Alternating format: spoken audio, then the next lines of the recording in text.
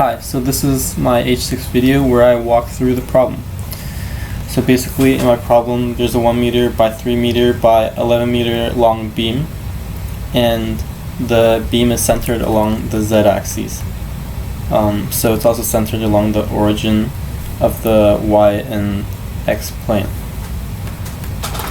So basically on the far end of the beam, the z-face, there is a couple that produces a moment on the z-face of the beam, and this twists the beam. And because of this couple, what I can do is first I can find the moment produced by the couple, and then I can find the shear distribution that is needed to produce an equivalent moment.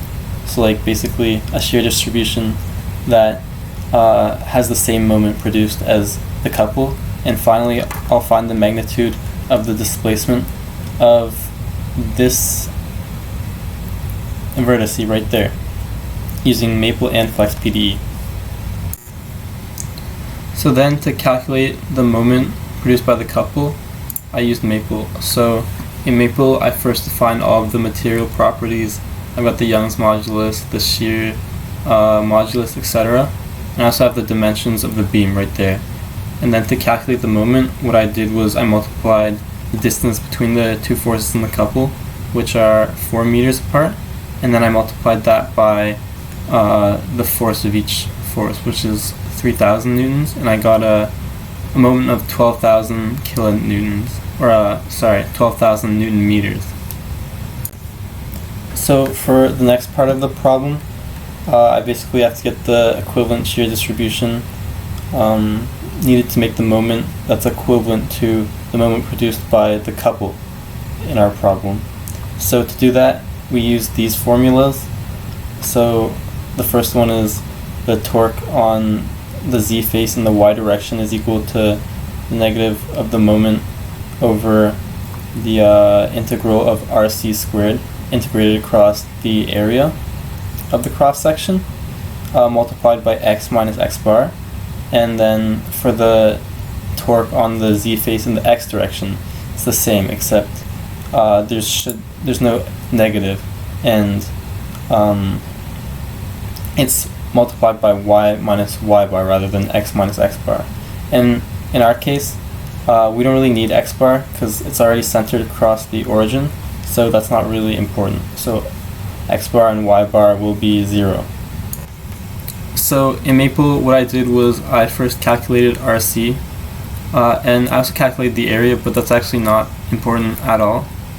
And I just plugged RC into each formula for tau zx and tau zy, and I got tau on the z surface in the x direction is negative 4800 y, and for the torque on the z face in the y direction, it's 4800 x.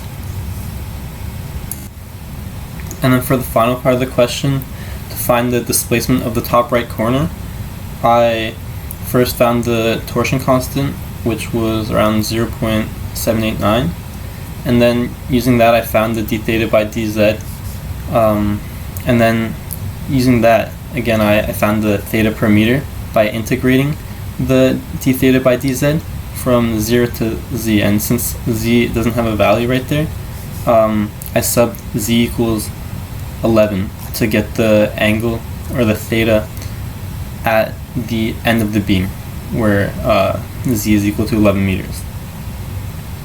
And using this I got the displacement. So the x displacement is negative 1 times 10 to the negative 5 meters. The y displacement is around 3.35 times 10 to the negative 6 meters, and that makes it so that the total displacement is around 1.06 times 10 to the negative 5 meters.